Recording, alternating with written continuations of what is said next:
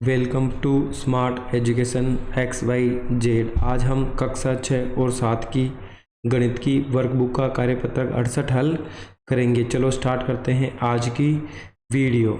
आज की दक्षता है संख्याओं के गुणनखंड की समझ विकसित करना, यानी हमें जो भी संख्या दे रखी है उसके गुणनखंड करके जो भी संख्या कॉमन होगी उसको निकालना है। आज का पहला सवाल है, संख्याओं 16 और 24 का सबसे बड़ा समान गुणनखंड लिखिए। यानी यहाँ पे दो संख्या दे रखी है, एक तरफ 16 है और एक तरफ 24 है। पहले हम इन दोनों के गुणनखंड निकाल लेते हैं बच्चों। यानी सबसे पहले 16 में किसका भाग जाएगा, 1 का जाएगा। उसके बाद किसका जाएगा बच्चों, 16 में 2 का भाग जाएगा। इसी प्रकार 4 का भाग भी जाएगा। उसके बाद 16 में 8 का भाग जाएगा।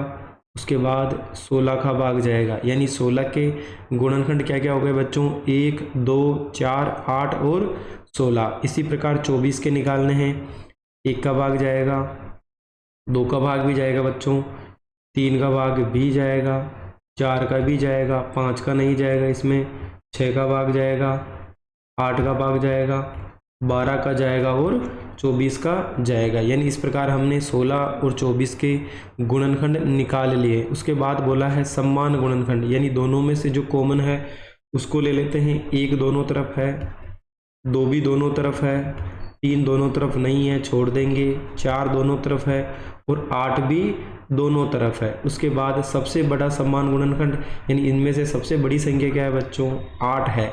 यानी सबसे पहले हमने 16 के गुणनखंड लिखे, उसके बाद 24 के निकाले।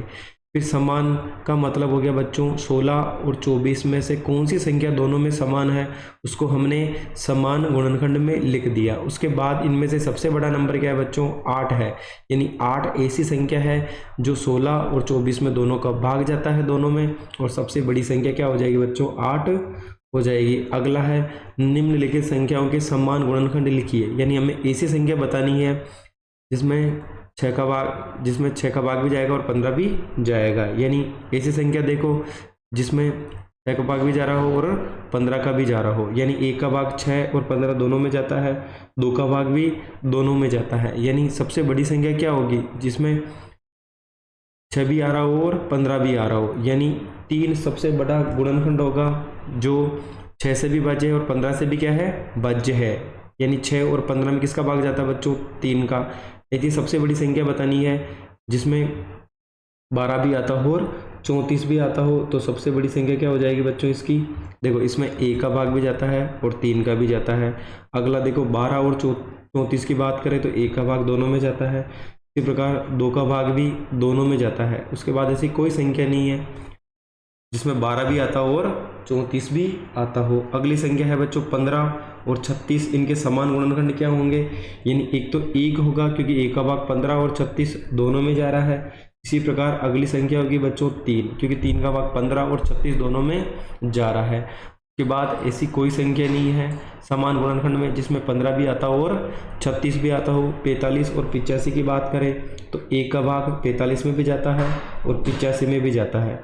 अगली संख्या हो जाएगी बच्चों हमारे पास 5, यानी 5 का भाग 45 में भी जाता है और 85 में भी जाता है। यानी समान गुणनखंड क्या हो जाएंगे बच्चों, 1 और 5 हो जाएंगे। अगला है वह बड़ी से बड़ी संख्या लिखिए जो 36 और 45 में पूरा पूरा भाग जाता हो। यानी वही काम करना है। सबसे पहले 36 के गुणनखंड क्या हो जाएंगे बच्चों, 1 हो जाएगा। उसके बाद 2 का भाग भी जाएगा, 3 का भी जाएगा, 4 का भी जाएगा, 6 का भी जाएगा, 9 का भी जाएगा, फिर उसके बाद 12 का भाग जाएगा, उसके बाद 18 का जाएगा और लास्ट में किसका जाएगा बच्चों, 36 का भाग जाएगा। यानी 36 के गुणनखंड लिख लिए। इसी प्रकार हमें 45 के गुणनखंड भी लिखने, यानी 1 का भाग जाएगा, 3 का भाग भी जाएगा, इसमें 5 का जाएगा। उसके बाद अगली संख्या होगी बच्चों 9 के बाद अगली संख्या होगी हमारे पास 15 और 15 के बाद सीधा क्या होगा बच्चों, 45। यानी हमने 36 और 45 के गुणनखंड लिख लिए। अब हमें समान गुणनखंड बताने हैं, यानी दोनों में कौन सी संख्या कॉमन है उसको लिख लो। यानी 1 भी आ रहा है दोनों में, 3 भी आ रहा है। उसके बाद अगली संख्या हो जाएगी बच्चों 9, यानी 1, 3 और 9 दोनों में आ रहा है, 1, 3 और 9। उसके बाद हमें सबसे बड़ा गुणनखंड क्या हो जाएगा बच्चों, 1, 3, 9 में सबसे बड़ी संख्या क्या हो जाएगी, 9। यानी 9, 36 और 45 में सबसे बड़ी संख्या है जो इसका भाग किस में जाता है, 45 में भी जाता है और 36 में भी जाता है। अगला सवाल है बच्चों आज का अंतिम सवाल, वह बड़ी से बड़ी संख्या ज्ञात कीजिए जिसका 20, 60 और 80 में पूरा पूरा भाग जाता हो। बच्चों पहले गुणनखंड निकाल लेते हैं, 20 का निकाल लेते हैं, उसके बाद 60 का भी निकाल लेते हैं और उसके बाद 80 का भी निकाल लेते हैं। देखो 20 में 1 का भाग जाता है, उसके बाद 2 का भाग जाता है, फिर 4 का भाग जाएगा, फिर 5 का जाएगा, उसके बाद 10 का जाता है और फिर किसका जाता है बच्चों, 20 का भाग जाता है। 1 का भाग जाएगा, 2 का भी जाएगा, इसमें 3 का भी जाता है, 4 का भी जाता है, 5 का भी जाता है, 6 का भी जाता है, उसके बाद 10 हो जाएगा, फिर 15 हो जाएगा, फिर 20 हो गया, फिर 30 और फिर क्या हो जाएगा बच्चों 60।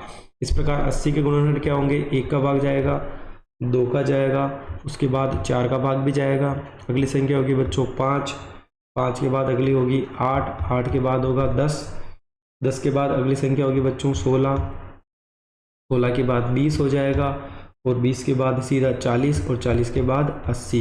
यानी इस प्रकार हमने 20, 60 और 80 के गुणनखंड निकाल लिए। अब हमें ऐसी संख्या देखनी है सबसे बड़ी जो तीनों में आ रही हो। देखो 20 सबसे बड़ा है तीनों के अंदर, यानी 20 क्या है, इसी संख्या जो तीनों में आ रही है सबसे बड़ी है, जिसका भाग 20 में भी जाता है, 60 में भी जाता है और 80 में भी जाता है। तो हम लिख सकते हैं 20, 40, 20, 60 व 40, 20, 60 व 80 का समान गुणनखंड क्या हो जाएगा बच्चों, समान गुणनखंड क्या क्या हो जाएगा हमारे पास हो जाएगा 20। यानी इस प्रकार हमने बड़ी आसानी से कार्यपत्रक 68 को हल कर लिया है। इसी प्रकार की वीडियो देखने के लिए हमारा चैनल स्मार्ट एजुकेशन XYZ को लाइक, सब्सक्राइब और शेयर करना ना भूलें। अगर आपको हमारी मेहनत पसंद आई हो तो बेल आइकन को भी दबाएं। Thank you so much.